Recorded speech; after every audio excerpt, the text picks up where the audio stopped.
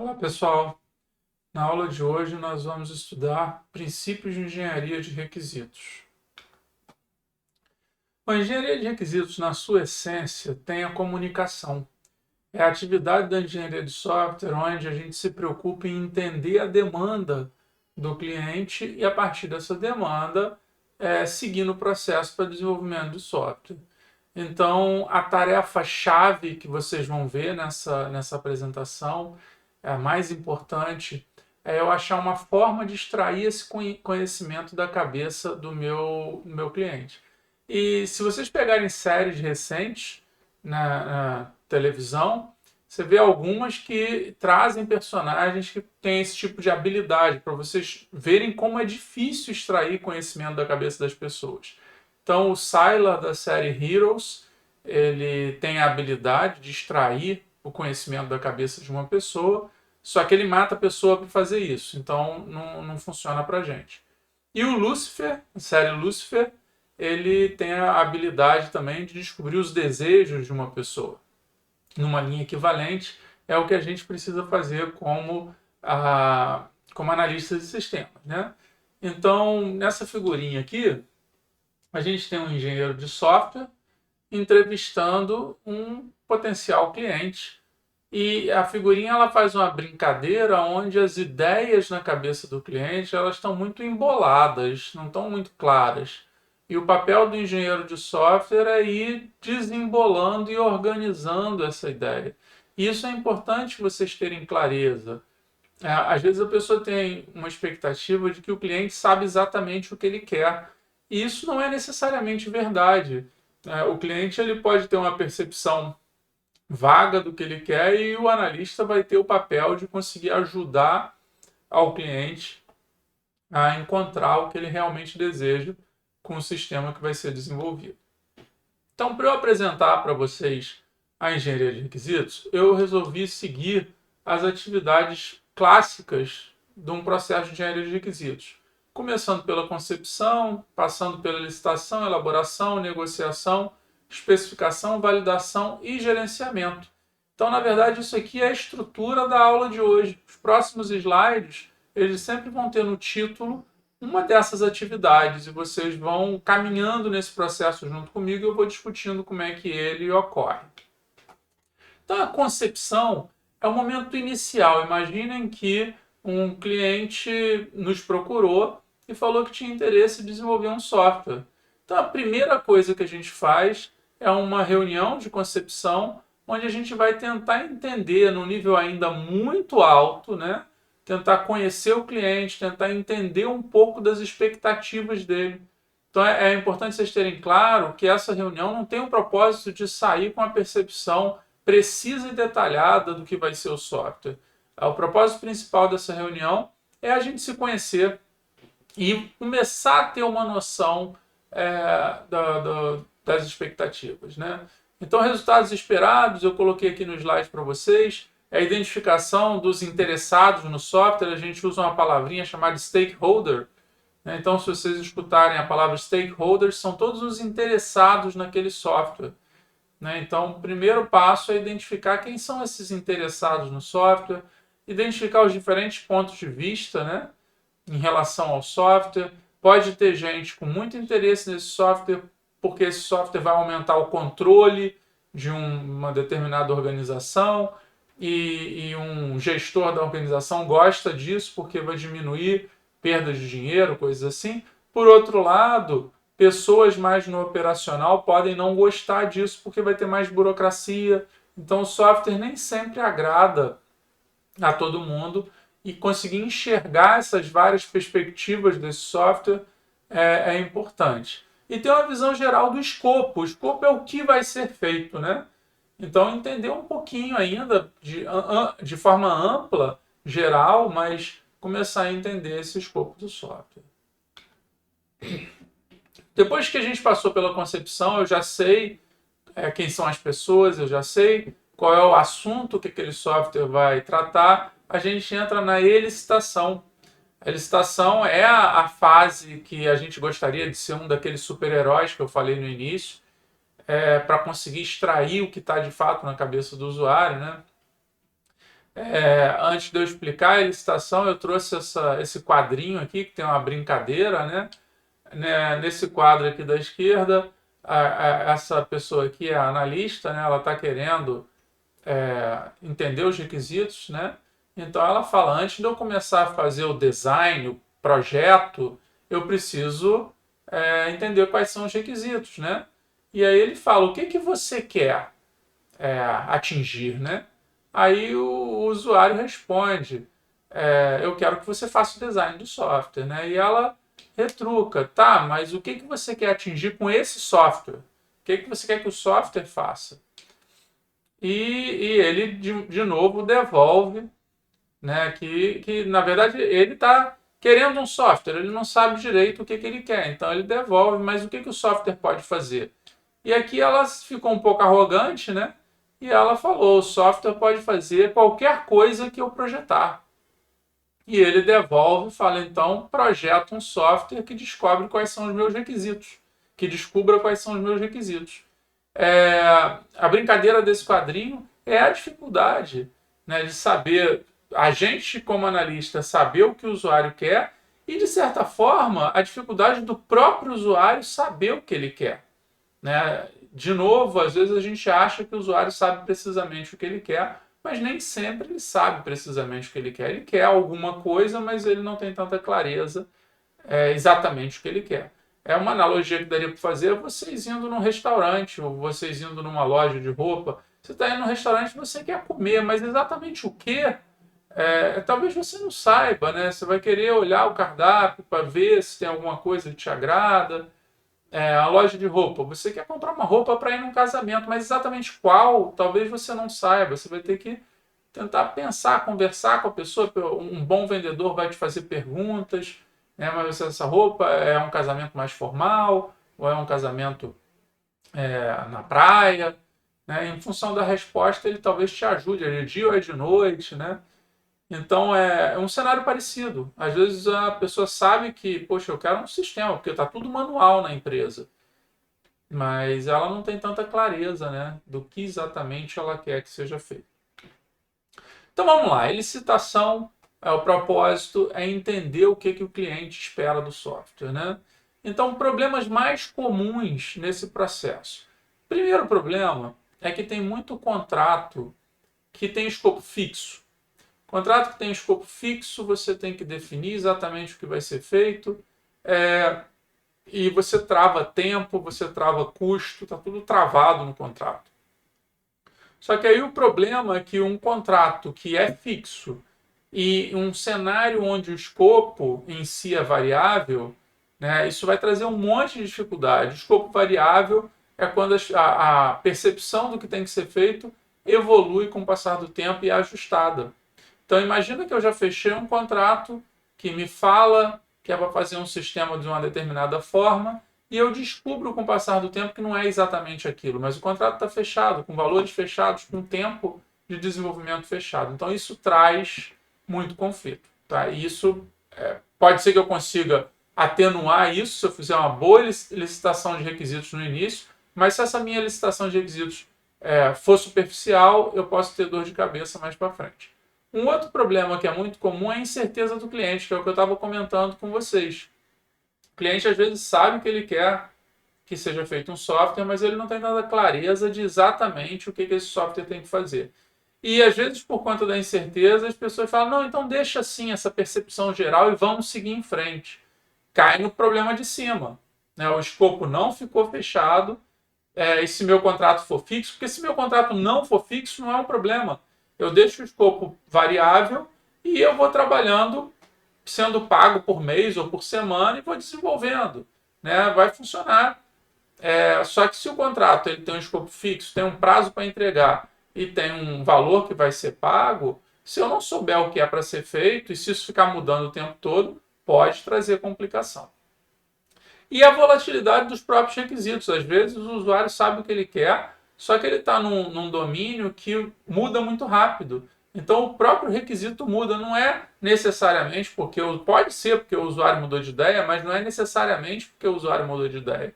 O domínio pode ter mudado e aí é necessário adaptar essa elicitação que foi feita anteriormente. Bom, elementos-chave que a gente precisa conseguir entender quando a gente está tentando elicitar requisitos, né? Então, quando eu estou lá conversando com o meu cliente ou com o meu usuário, o que eu preciso começar a perceber? Primeiro, quais são os objetos que são manipulados pelo sistema. Isso é especialmente importante quando a gente está usando as técnicas que a gente está vendo aqui no curso, que são técnicas orientadas a objeto. Então eu estou fazendo um sistema para um restaurante, eu quero entender quais são esses objetos. Nota que restaurante é fácil, porque a gente já foi em restaurante, né? Então a gente já tem uma percepção que restaurante tem garçom, tem cliente, tem mesa, tem pedido, que a gente já foi num. Só que a gente pode fazer sistemas para domínios que a gente não tem experiência nenhuma. Então isso vai trazer um desafio na hora do entendimento e é muito importante a gente capturar quais são esses objetos que existem no sistema. Outra coisa importante, quais são os serviços prestados pelo sistema? Né? Quais são as funcionalidades-chave desse sistema? O que o meu cliente ou o meu usuário esperam que o sistema faça para eles? Né? Outro ponto, restrições que devem ser obedecidas. A gente chama essas restrições de regras de negócio.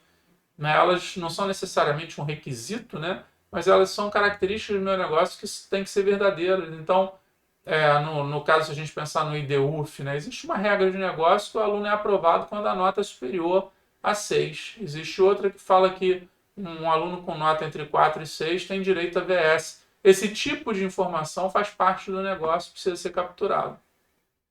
E critérios de desempenho, né? Que não tem a ver com a funcionalidade do software, mas não é só desempenho, né? Tem vários outros critérios que eu vou discutir mais para frente com vocês, mas critérios de desempenho são bastante relevantes, né? Qual a expectativa de desempenho desse sistema? E o que eu espero produzir no final da licitação? Eu espero produzir uma narrativa em linguagem natural dos requisitos do sistema, então uma espécie de um texto, né? Como se eu estivesse escrevendo um livro, onde eu conto o que é o sistema, conto como é que as pessoas interagem com o sistema, o que o sistema permite fazer e assim por diante. Então, essa narrativa em linguagem natural deveria ser um texto que eu poderia mostrar para o próprio cliente, perguntar, vem cá, eu entendi certo, é isso que você espera do sistema? E além dessa narrativa, uma lista de requisitos em si, né, como se fossem itens, cada item é um requisito diferente. Eu vou mostrar exemplos para vocês mais para frente. Bom, como é que eu consigo executar a licitação de requisitos? Como é que eu consigo extrair os requisitos da cabeça do meu cliente? Existem diversas técnicas, né? Eu estou listando algumas aqui para vocês. Talvez a mais comum é a entrevista. Né? Você sentar com a pessoa e você fazer uma série de perguntas para essa pessoa e ir anotando tudo que a pessoa está falando na entrevista. Se for possível, gravar é muito interessante, mas a gente sempre tem que pedir autorização antes de fazer alguma gravação. Mas se for possível gravar é legal, porque depois você pode transcrever a gravação e ver se alguma coisa importante ficou de fora. Outra técnica muito comum é o workshops. O workshop é uma reunião em grupo, onde você tem, da parte do cliente, várias pessoas e potenciais usuários do sistema, e você tem a equipe de análise. E essas pessoas fazem palestras, elas contam, apresentam o que elas esperam fazer com o sistema, e vai tendo discussões e a gente vai conseguindo capturar esses requisitos. Reunião de brainstorming. Brainstorming é uma técnica onde não existe muito pudor no que vai ser falado. Então as pessoas vão tendo ideias e elas vão lançando essas ideias para as outras pessoas debaterem. É aquela reunião onde não tem ideia ruim. Ruim é não ter ideia. Então as pessoas vão lançando ideias, a pessoa vai falando, eu acho que eu queria fazer tal coisa. Aí um outro usuário pode falar, poxa, mas isso já tem num outro sistema, acho que não é necessário. Então você vai externalizando as ideias, a gente vai organizando e constrói conhecimento de baixo para cima a partir dessas ideias. Algumas podem vir a ser descartadas, outras vão ser mantidas, mas todas as ideias devem aparecer. Prototipação, a gente já viu numa das aulas anteriores, né, aquele protótipo descartável. Você está conversando em alguma dessas outras técnicas que eu falei, você começou a ter uma percepção da expectativa, você poderia fazer um protótipo seja um protótipo em papel, seja um protótipo usando uma ferramenta. Tem várias ferramentas de mock de interface que você consegue fazer rapidamente um protótipo, seja para aplicação celular, aplicação web, e você consegue mostrar esse protótipo para o usuário. Então isso ajuda a ver se o entendimento está acontecendo da forma esperada. Maquete, que é na linha da prototipação, mas fazer várias telas do sistema que são clicáveis. A tela não tem funcionalidade, mas você consegue ir clicando e navegando de uma para outra. Então isso ajuda a entender o sistema. Análise de documentação existente, né? Você vai fazer um sistema num determinado domínio. Vamos imaginar que você vai fazer um sistema no domínio de telecom, relacionado à comunicação sem fio entre empresas. Primeira coisa que você deveria fazer é tentar entender esse domínio, ler a documentação, para você, nas reuniões, ser mais produtivo. Análise de sistemas existentes, às vezes você vai construir um sistema num domínio que já tem um sistema anterior, né? Então analisar esse sistema legado, que a gente chama, é interessante para você capturar alguns dos requisitos. Observação de pessoas trabalhando. Às vezes você vai fazer um sistema para uma empresa, ela tem um sistema manual que já funciona ou tem um sistema anterior. Então você poderia ir para lá e ficar vendo como é que é a dinâmica da empresa, o que as pessoas fazem, como elas fazem. Isso ia te ajudar a entender. E pesquisa de mercado, dependendo do software que você vai fazer, você não quer olhar para um usuário específico, um cliente, você quer olhar para diversos, então você poderia fazer uma pesquisa de mercado para entender como é que as várias empresas tratam com aquele problema, se existem outros softwares que já lidam com aquele problema. Então, esses são alguns exemplos de técnicas de elicitação. Em última instância, o que eu estou querendo fazer é capturar conhecimento. Eu estou querendo entender o que precisa ser desenvolvido.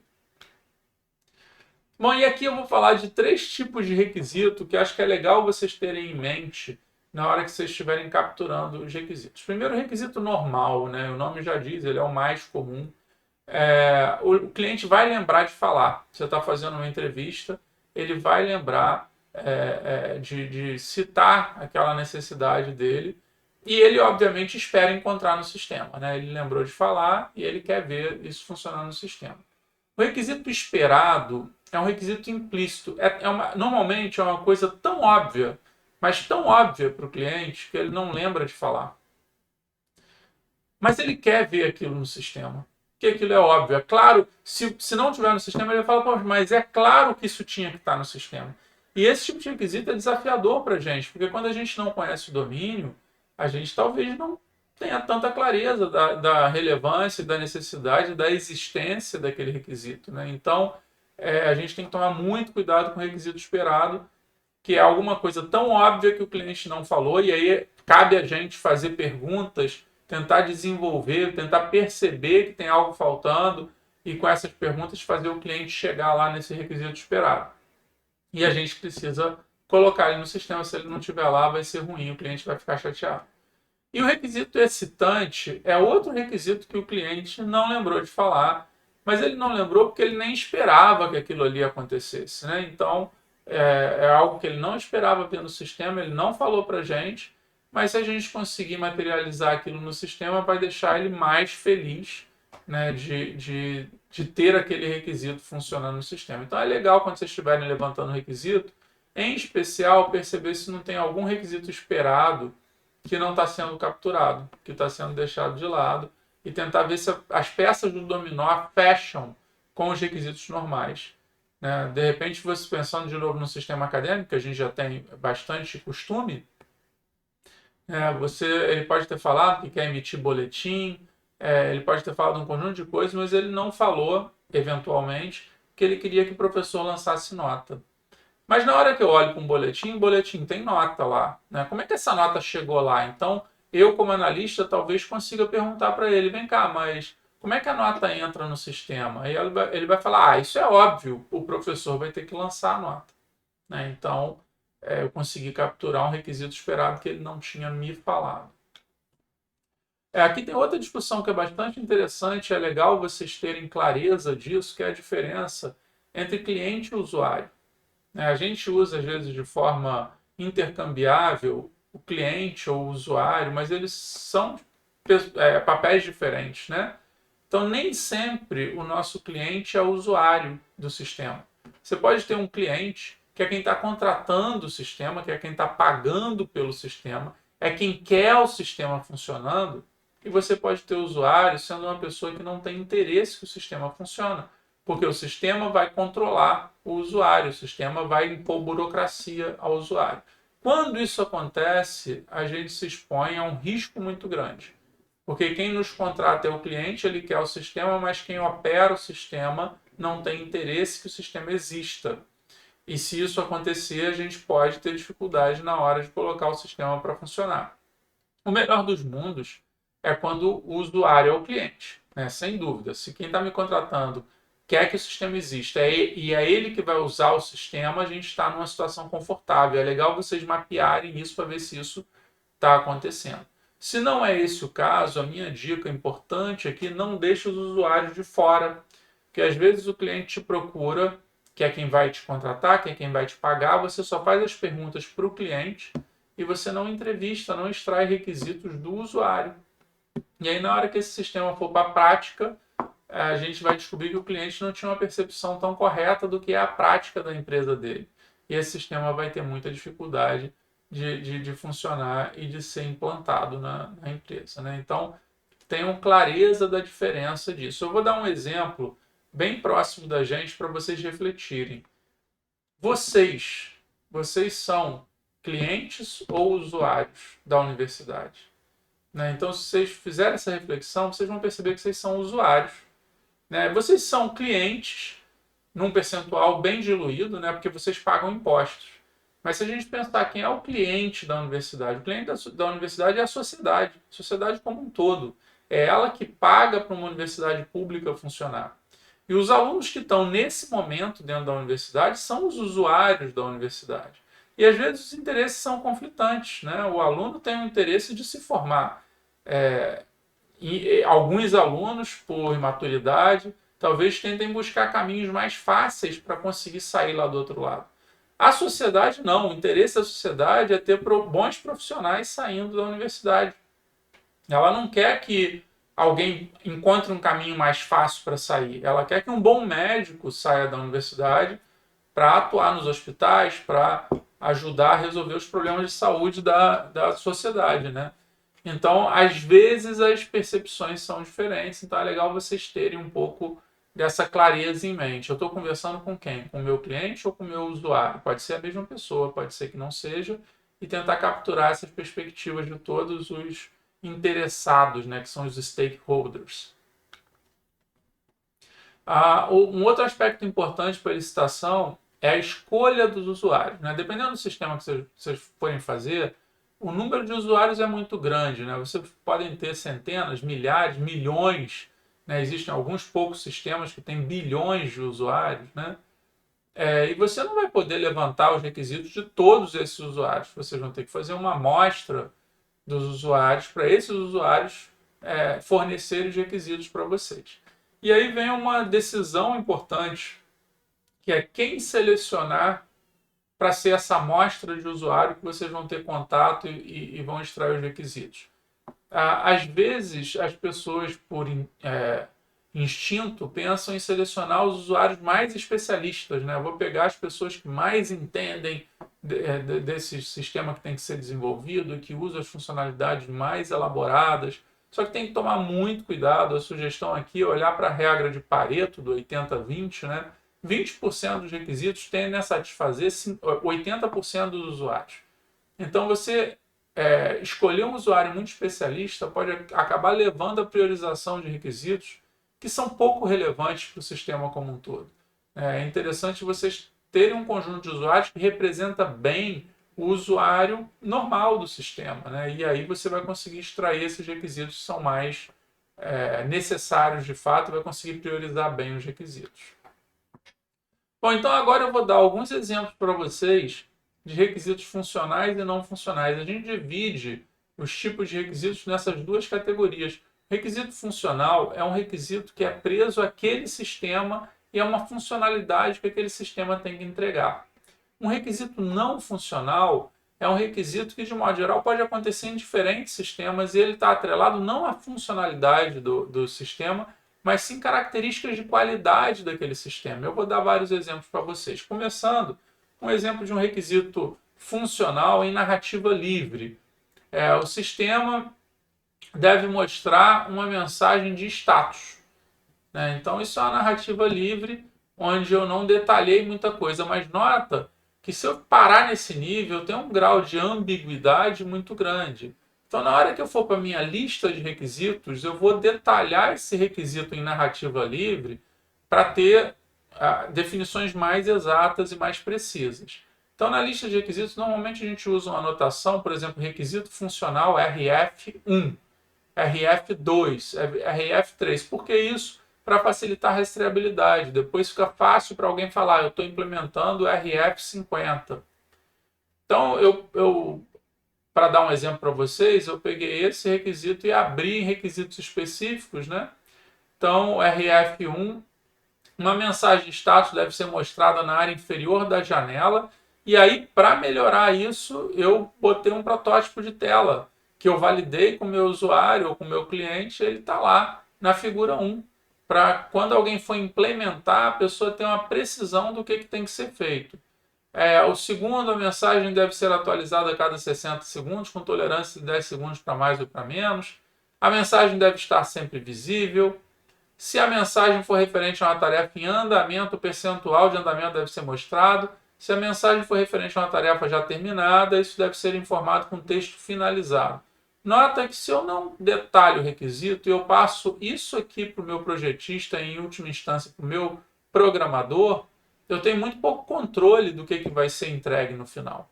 E eu, como analista, eu estou na fronteira com o meu usuário, eu estou extraindo o conhecimento. Então eu tenho que garantir que o que vai ser implementado está alinhado com essa expectativa que o meu usuário me passou.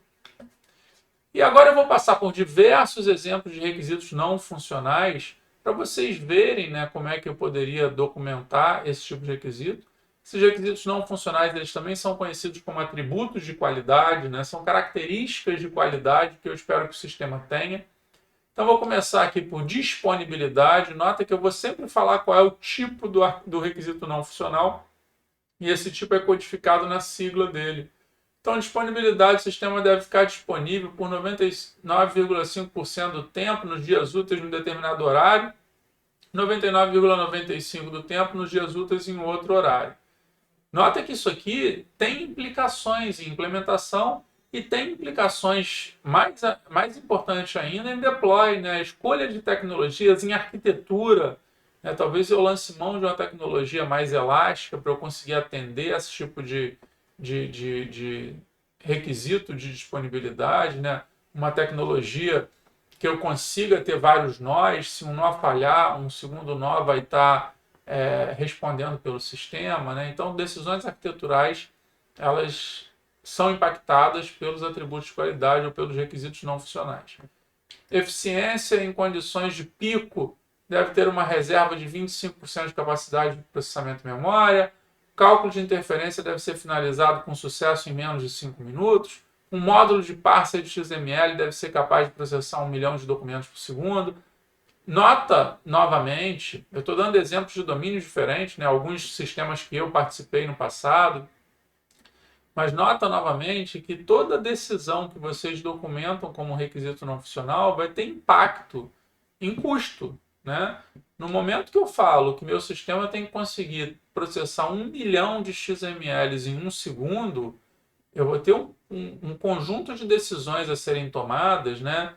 Conjunto de decisões tecnológicas, como é que eu processo XML, eu posso usar DOM ou SAX, num desempenho desse o DOM é impossível, então eu vou ter que optar por uso de SAX. Para eu ter um desempenho desse, eu vou ter que ter algoritmos muito eficientes, eu vou ter que tomar decisões de hardware, né, de deploy do meu sistema também importante. Então, cada frasezinha dessa aqui, você tem que avaliar se ela realmente é necessária, porque uma frasezinha dessa aqui não é só requisito funcional que impacta em custo. Requisito não funcional impacta em custo. Então, cada frasezinha dessa vai ter consequência em prazo e em custo do desenvolvimento do sistema. Flexibilidade. Um novo tipo de sensor deve poder ser configurado no sistema em menos de 3 horas. Integridade. Transações históricas dos consumidores só poderão ser vistas por usuários com privilégio auditor. Interoperabilidade, o sistema deve ser capaz de importar dados do Office ou do OpenOffice.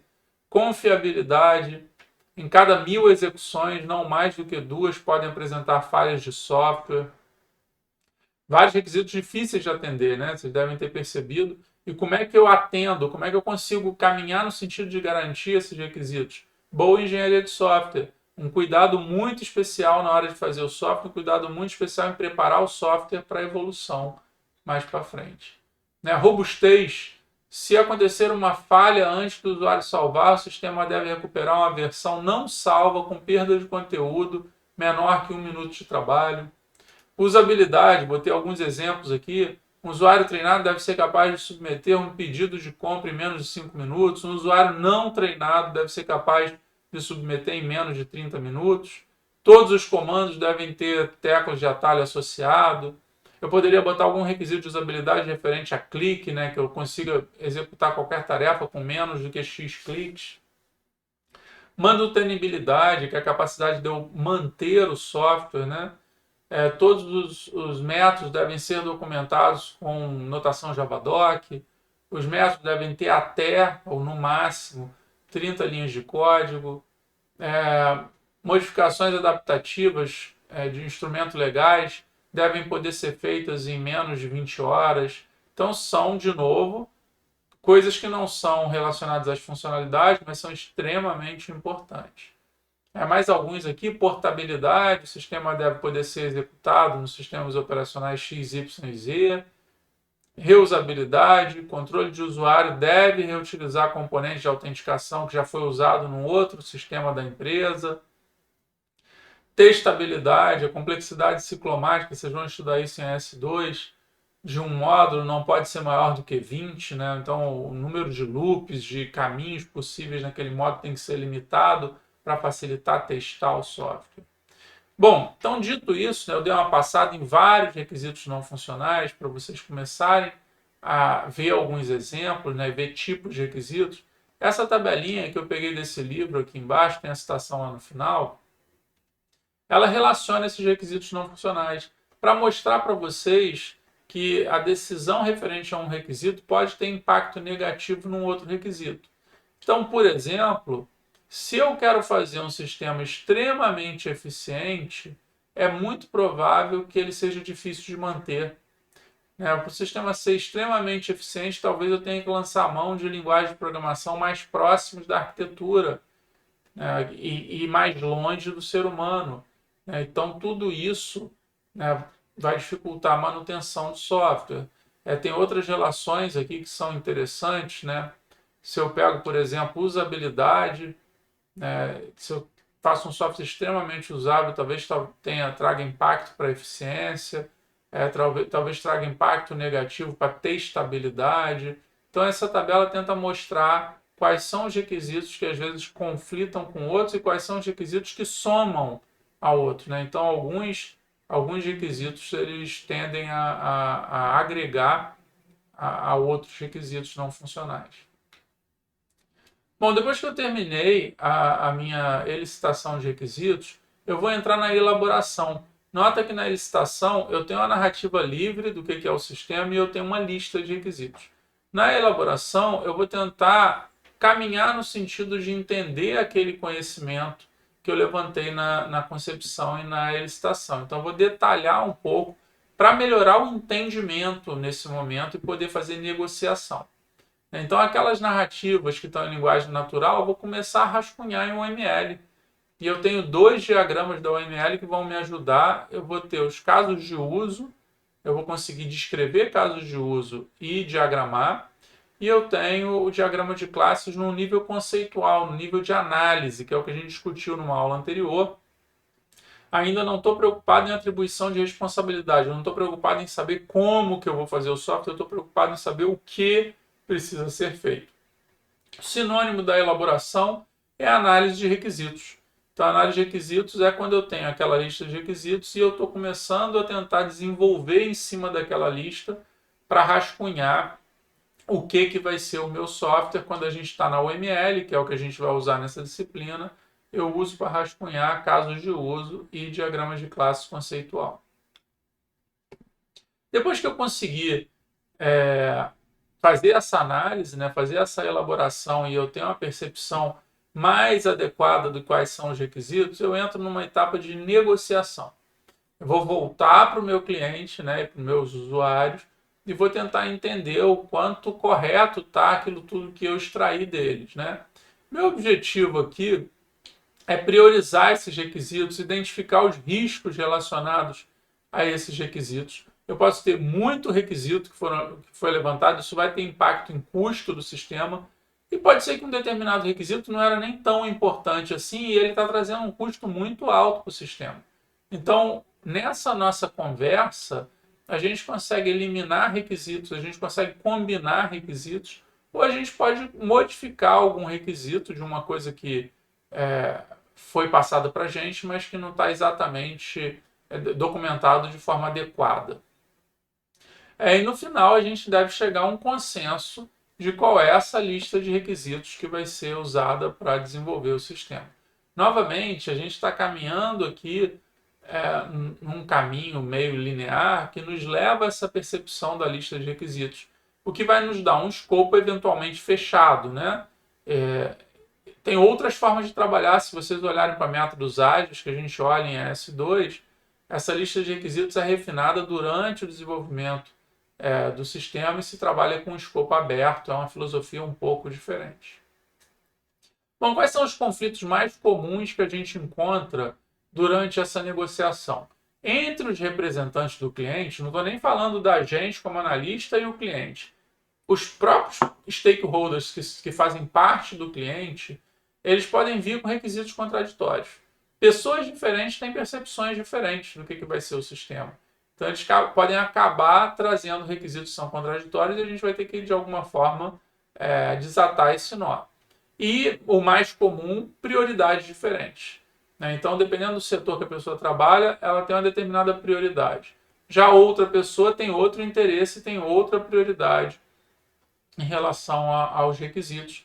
Isso também vai ter que ser desatado, porque a gente precisa de uma priorização para saber o que a gente vai desenvolver primeiro. E outro tipo de conflito que é comum é entre o cliente e a equipe de desenvolvimento. Então, entre nós, nos colocando aqui como analistas, e os representantes do cliente, os usuários do sistema. E esses conflitos quase sempre se dão por conta de prazo e por conta de custo. Então, você tem um conjunto de requisitos, e esse conjunto, quanto maior ele for, mais complexo ele for, mais tempo ele vai demorar para ser desenvolvido e mais dinheiro ele vai demandar. Então, isso às vezes gera algum grau de conflito que precisa ser lidado.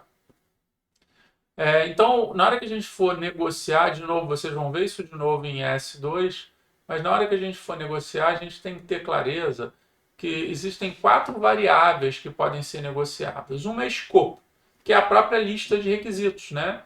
Então, eu posso tirar requisitos dali. Se eu percebo que o sistema está com um requisito que não é realmente necessário, eu posso remover, ou ele pode perder prioridade, ele fica no fim da lista. O outro é custo, quanto que o cliente tem que me pagar para eu desenvolver esse sistema. Nota que essas variáveis estão entrelaçadas, né? Na hora que eu mexo no escopo, eu posso ter impacto em custo, né? Se eu tiro um requisito, fica mais barato. O outro é prazo, quanto tempo que eu vou levar para conseguir entregar o sistema para o usuário. E a última força é qualidade. Quando eu falo qualidade, eu não estou preocupado com a qualidade do requisito funcional. A qualidade do requisito funcional que a gente vai entregar é a máxima que a gente for capaz de entregar. A gente não quer entregar bug para o nosso usuário. Mas eu estou falando qualidade no sentido de requisitos não funcionais. Quais são os atributos de qualidade que o sistema vai ter que responder? Então, decisões em relação aos atributos não funcionais têm um impacto na qualidade do sistema. Mesmo nos funcionais, né, as decisões que eu tomo em relação à testabilidade podem ter impacto na qualidade do sistema. Então, como eu falei para vocês, essas dimensões estão interligadas. No momento que eu coloco um requisito novo, eu tenho impacto em prazo, eu tenho impacto em custo. A própria relação de custo-prazo pode existir, né? Que se eu coloco mais gente na equipe, eu consigo diminuir o prazo, mas eu posso ter que aumentar o custo, ou se eu contrato pessoas mais competentes. Então, essas variáveis estão entrelaçadas e elas fazem parte do processo de negociação. Aqui eu botei um conjunto de dicas para vocês refletirem na hora que vocês forem fazer negociação, Na verdade, essas dicas ajudam muito a qualquer situação de conflito que vocês tenham na vida de vocês, né? Não só para a licitação de requisitos, mas a primeira dica: identifica o objetivo do interlocutor. Você vai negociar alguma coisa, você tem que entender um pouco, ou pelo menos tentar entender onde que seu interlocutor está querendo chegar. Segunda dica: você tem uma estratégia. Você, de antemão, tem que ter clareza no que dá para ser cedido e o que não dá para ser cedido. Então, você tem uma software house, você está iniciando no mercado. Será que se seu usuário falar, não, faz sem teste, só desenvolve e me entrega que tá bom, será que você vai topar? Né? Será que se eu virasse para a Honda e falasse, eu quero comprar um carro de vocês, mas está muito caro, então me entrega sem testar, será que ela me entregaria? Se ela me entregar aquele carro que eu pedi para me entregar sem testar e ele der defeito, é o nome dela que vai estar aparecendo. Né? Então, é muito importante vocês saberem até que ponto que vocês topam flexibilizar ou o que precisa ser mantido para garantir o que está sendo entregue. Aí, no momento que eu consigo entender o que eu espero, que é a minha estratégia, o que o meu interlocutor espera, um ponto-chave é a gente saber onde a gente pode ceder. Né? Tudo que for de valor para o meu interlocutor e que for viável eu ceder, eu deveria ceder. Tem que ter em mente que uma negociação não é uma competição. O meu objetivo não é ganhar a negociação e prejudicar o meu interlocutor. Meu objetivo é achar uma solução ganha-ganha. A melhor negociação é aquela negociação que termina eu estando feliz, satisfeito com o resultado da negociação e meu interlocutor também satisfeito com o resultado daquela negociação. Então é fundamental escutar com cuidado os argumentos do interlocutor e reavaliar a posição que a gente está, se for necessário. Né? Em função do que ele falou, se a gente entende que aquilo que ele falou faz sentido, que é relevante, a gente pode, e não há problema nenhum, em mudar a nossa forma de pensar em relação àquilo.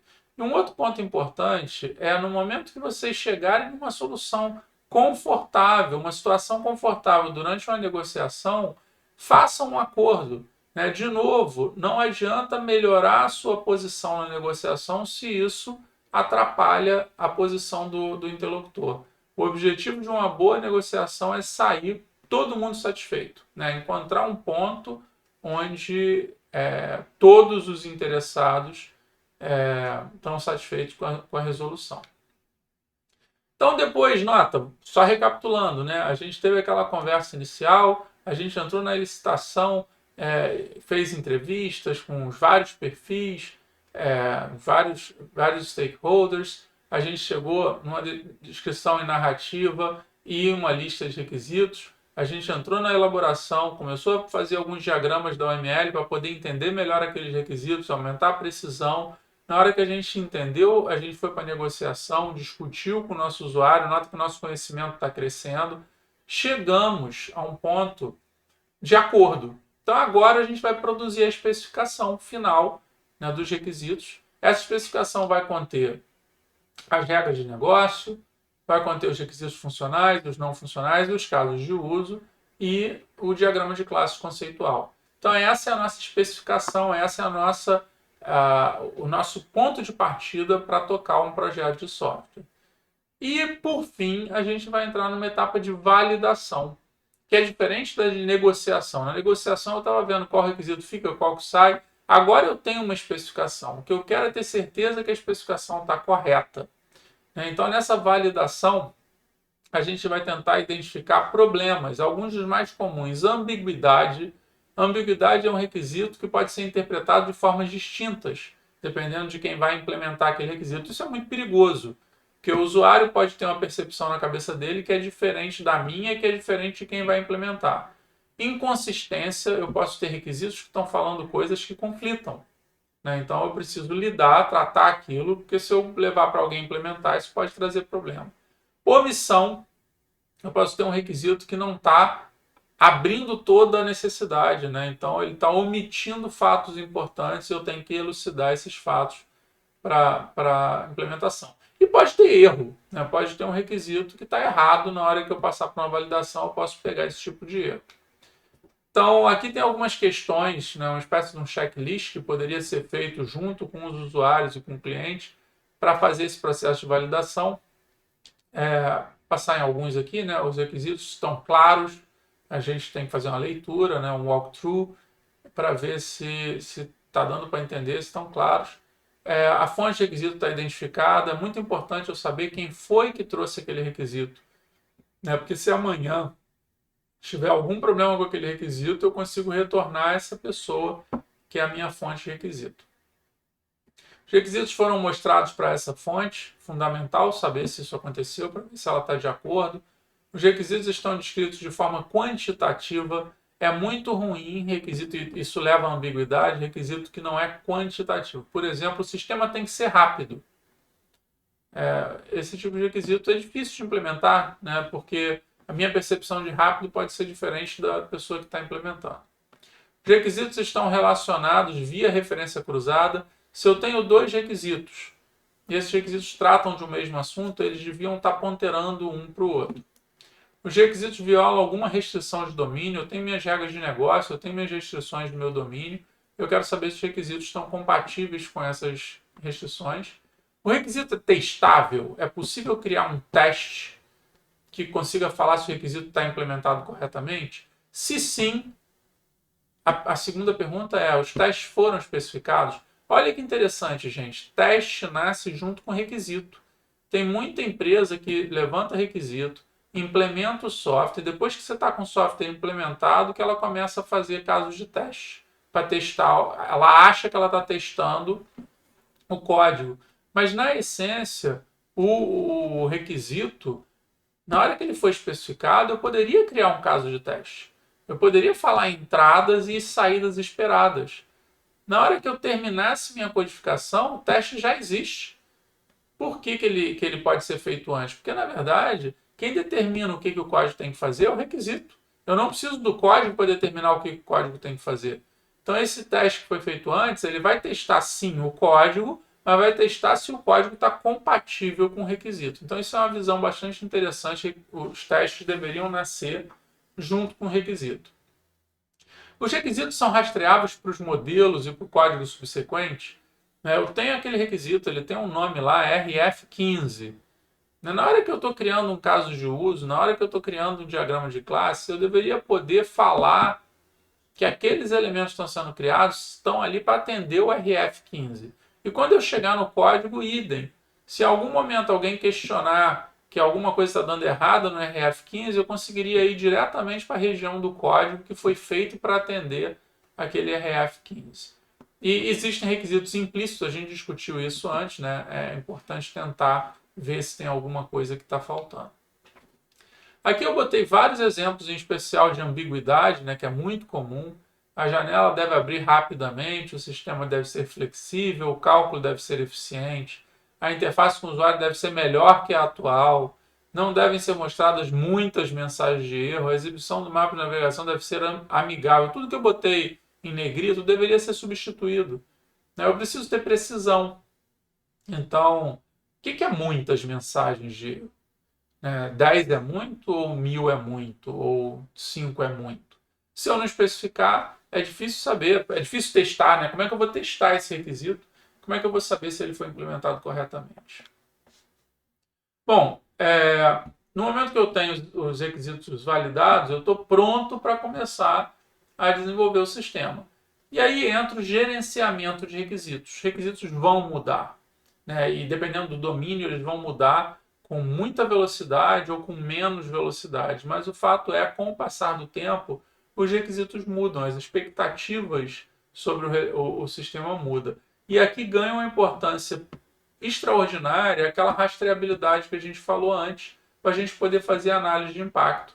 Então, na hora que meu usuário reporta que teve algum problema num requisito, aquele requisito não é mais daquele jeito, ele tem que mudar a redação dele. Se eu tiver uma boa rastreabilidade, eu consigo rapidamente saber qual é o impacto nos diagramas, qual é o impacto no código, qual é o impacto no sistema como um todo daquele requisito. Então, uma boa rastreabilidade vai vincular o requisito a características do próprio sistema, a fonte do requisito, né, quem é que me trouxe aquele requisito original, a dependência entre requisitos, porque mudar um requisito pode impactar em ter que mudar outros requisitos. Então, referência cruzada entre os requisitos. impactar subsistemas e interfaces do sistema onde aquele requisito foi implementado. Bom, aqui eu trouxe para vocês verem, peguei desse site, uma matriz de rastreabilidade. Existem ferramentas para você fazer esse tipo de coisa, né? Nessa matriz eu estou cruzando os requisitos. Então aqui eles usaram a notação REC e o número para cada um dos requisitos. E casos de uso. Então aqui são os casos de uso do sistema que estão lá no diagrama de casos de uso. E sempre que um requisito afeta um caso de uso, tem um xizinho nessa matriz. Então, se eu sei que um requisito mudou, eu consigo rapidamente saber qual é o caso de uso que foi afetado. Mas nota que esse tipo de ferramenta permite eu fazer essa referência cruzada entre artefatos diferentes. Então, eu poderia ir para as classes. Né? Um requisito aqui mudou. Quais classes que implementam esse requisito? Eu conseguiria ver aqui e ir lá no meu código, por exemplo, porque isso é uma vantagem da OML, né? Que a gente está trabalhando com a mesma notação na análise projeto e na implementação. Então, a classe ela trafega desde a análise projeto até a implementação do sistema.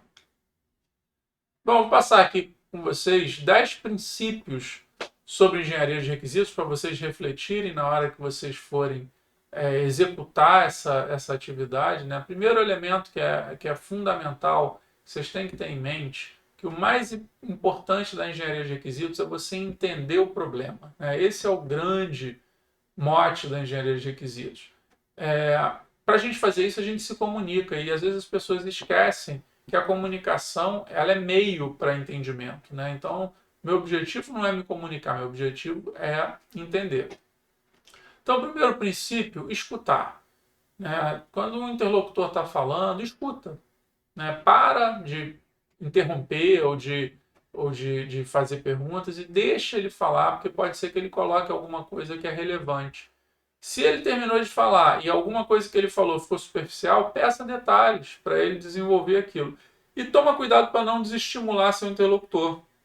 Às vezes você tem a sorte de pegar um usuário ou um cliente que é expansivo, que ele gosta de falar muito. Às vezes ele vai desviar um pouco do assunto, né? E é seu papel tentar ajudar ele a caminhar para o assunto, mas dependendo da forma que você reage ou gestos que você faz, você pode acabar desestimulando ele. Não é esse o objetivo. A gente quer que as pessoas falem. Bom, se prepara antes de ir para uma reunião. Qualquer reunião que vocês forem, vai ser muito mais produtiva se vocês forem preparados, né? Então, antes de ir para uma reunião, se você tiver algum material para ler, leia esse material. Tenta entender um pouco do problema que você vai discutir naquela reunião. Tenta entender um pouco do jargão que as pessoas usam, né? As palavras daquele domínio que são mais comuns, porque se você não entender, você vai gastar muito tempo perguntando o que é cada coisa. E tenta ter uma agenda para a reunião. Toda reunião efetiva ela tem uma pauta, você sabe exatamente o que tem que ser discutido.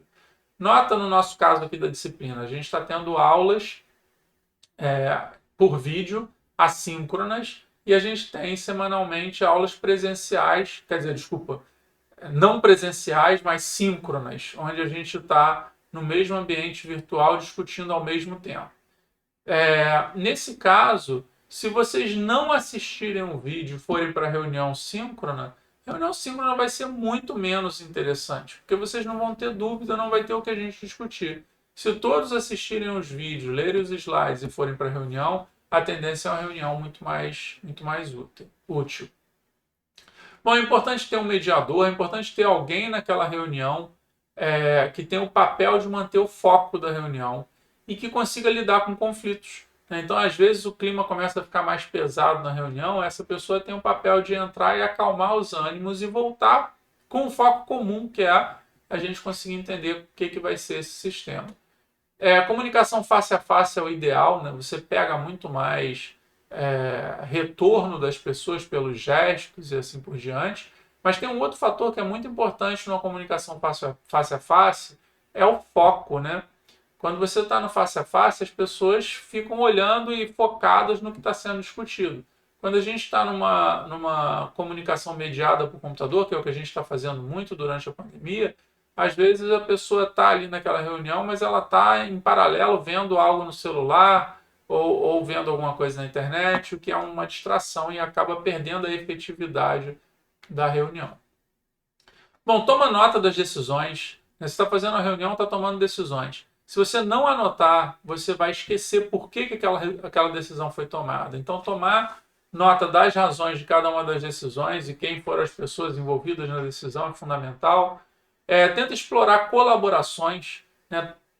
A todo momento, se você conseguir puxar mais gente para a discussão, é melhor. Duas cabeças ou mais pensam melhor do que uma. E a colaboração, ela gera cumplicidade, né? Então, uma coisa é um requisito que foi um cara que levantou, ninguém colaborou naquilo, aquele requisito vai ter pouca força. Outra coisa é um requisito que as pessoas discutiram bastante e concluíram juntas, que é um requisito necessário. Esse requisito vai ter muita força. Mantenha o foco, eu já falei um pouco de foco anteriormente, mas é muito importante que a reunião atinja o objetivo. Ao mesmo tempo, você não pode ser grosso, né? Você deve conseguir fazer isso de forma harmônica. Talvez funcione você deixar fixado em algum lugar na sala e você ir ticando os itens que já foram discutidos e o que falta ser discutido. Então as pessoas vão estar vendo o tempo todo em que momento que a gente está na reunião e o que vem pela frente até a reunião terminar. Bom, se tiver alguma coisa obscura, desenhe, né? A gente tem essa frase, né, que uma figura representa 1000 palavras, né? Uma representação visual, ela ajuda a uniformizar a ideia, ajuda as pessoas a perceberem de forma conjunta o que está sendo discutido. Pode ser feito numa folha de papel, mas se a sala tiver um quadro branco, melhor ainda, as pessoas em pé ao redor do quadro branco, desenhando. Um outro princípio que é muito interessante e é importante vocês terem em mente é seguir em frente. A reunião tem que ser produtiva. Então, pessoas concordaram com alguma coisa, não tem que ficar debatendo e argumentando. Concordou, segue em frente. As pessoas discordaram num ponto e você está percebendo que aquele ponto realmente não vai ter uma forma de obter consenso, marca aquilo como não resolvido e segue em frente, porque tem mais pontos para serem discutidos.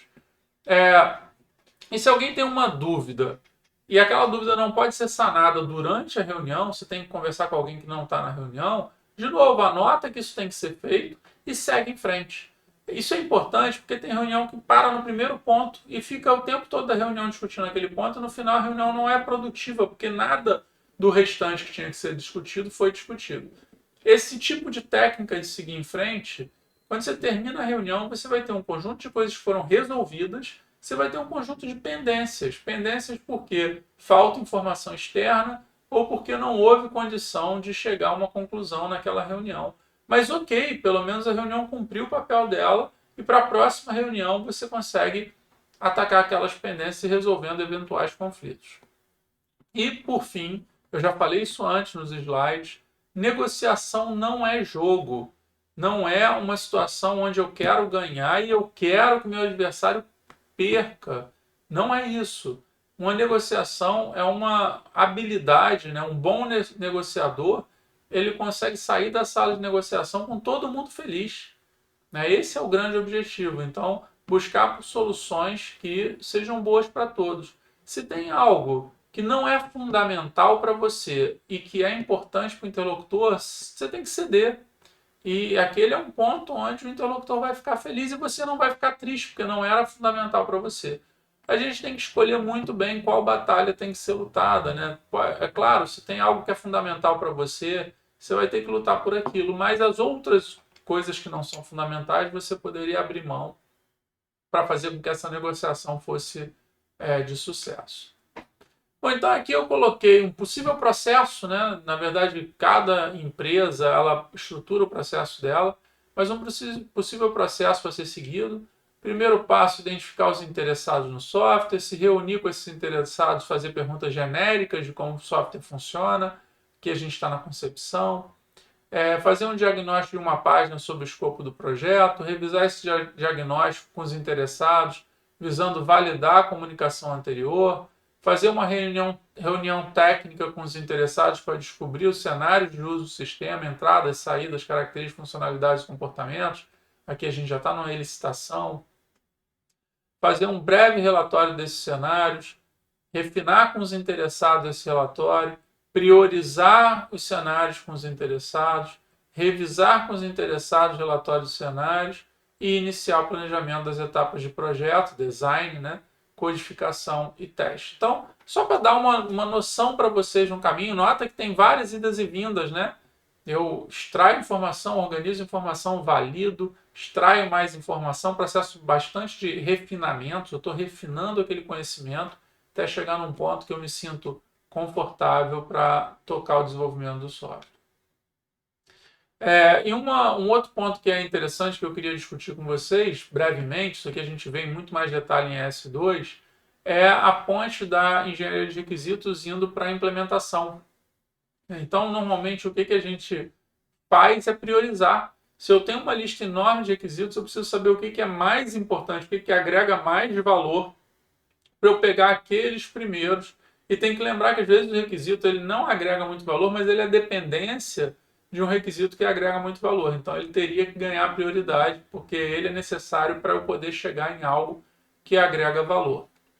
E aí uma dica para vocês, se vocês têm uma expectativa de entrega desses requisitos segundo uma prioridade, e vocês entregam mais do que foi prometido, isso naquela iteração vai gerar alegria para o cliente, que ele vai falar, pô, que legal, a gente está super bem e tal. Só que se eu não conseguir manter esse padrão, isso pode gerar complicações mais para frente, porque a expectativa dele sobe e eu não consigo atender aquela expectativa, eu posso frustrar ele numa interação futura. Então, às vezes, você tem um ritmo constante, é uma virtude. Eu estou sempre cumprindo a expectativa naquelas várias interações. E uma coisa que eu comentei antes, tem que tomar muito cuidado que requisitos não funcionais eles podem ter implicação futura, né, em custos pós-implementação. Eu implemento, ponho em produção e eu tenho um custo relacionado àquele requisito não funcional. Por exemplo, existe um conceito chamado SLA, que é Service Level Agreement, é acordo de nível de serviço. Eu posso estabelecer um SLA de manutenção para correção de defeito de 4 horas. Isso quer dizer que se o software apresentar um defeito, eu tenho 4 horas para entregar uma versão corretiva desse software. Um SLA tão restrito faria sentido para um sistema crítico, né? Um sistema, por exemplo, de energia elétrica, alguma coisa que se ficar 4 horas fora do ar, você gera muito prejuízo, pode gerar inclusive morte. Então eu posso ter um SLA desse tipo. Esse SLA está vinculado a multas, então se eu não consigo projetar um software com qualidade, com capacidade de manutenção para responder esse tipo de SLA, eu que desenvolvi o software vou começar a pagar para o meu cliente. Toda vez que tiver um defeito, ele reportar o defeito e eu demorar mais de 4 horas, eu vou pagar multa, porque eu não estou conseguindo corrigir rapidamente e isso estava em contrato.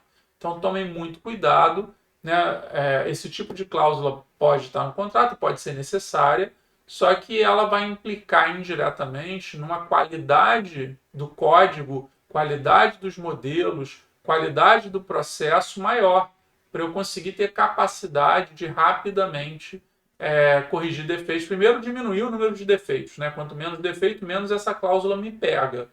E cada vez que aparecer um defeito, eu tenho que ter uma capacidade muito grande, uma matriz de rastreabilidade que me leva rápido à região do código que aquele defeito está, e eu tenho uma capacidade de reparo muito grande para eu conseguir rapidamente entregar essa nova versão do software. Bom, aqui é um exercício que normalmente eu fazia em sala de aula junto com os alunos, mas eu quis manter, a gente até pode tentar fazer no nosso encontro, se vocês quiserem, né? Para vocês perceberem a questão da negociação e priorização. Aqui eu uso uma possível técnica de priorização. Eu peço para os alunos se colocarem no lugar dos clientes que desejam contratar uma software house para desenvolver uma IDE, né, um ambiente de programação, que é algo que a gente tem muito costume, então por isso que eu escolhi esse tema. Então cada grupo gasta de 5 a 10 minutos para fazer uma reunião interna de licitação de requisitos e chegar numa lista dos 10 requisitos que ele espera dessa IDE. Então os grupos normalmente falam syntax highlighting, debugging, coloração que é o syntax highlight, né? Code completion, que é ele completar código, e assim por diante. Eles vão falando coisas que eu quero integração com controle de versão. Eles chegam nessa lista. Aí eu peço para 3 grupos apresentarem os requisitos no quadro e fazer uma conciliação, que é combinação, divisão, remoção de requisitos.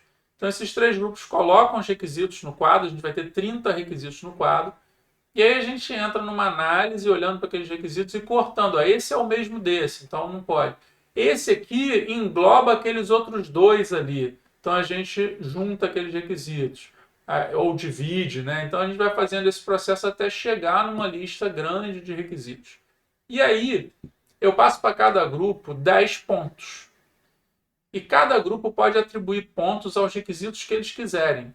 Então, um grupo que acha que um requisito é fundamental e aquele grupo quer que aquele requisito esteja no software, pode botar os 10 pontos no mesmo requisito. Já um outro grupo pode querer botar um ponto em cada um de 10 requisitos, né, para indicar a todos que ela tem interesse. Então, todos os grupos fazem isso. No final, a gente faz uma lista ordenada decrescentemente, onde o que está em cima é o que tem mais pontos. E, de modo geral, esse critério de priorização chega num conjunto de requisitos no topo, que são os requisitos realmente mais importantes e que as pessoas mais querem ver no software. Bom, aqui a bibliografia, o livro do Pressman, que é um livro bem geral de engenharia de software, tem capítulos sobre engenharia de requisito, e aqui é um livro próprio sobre engenharia de requisitos. Bom, então é isso. Muito obrigado, bons estudos.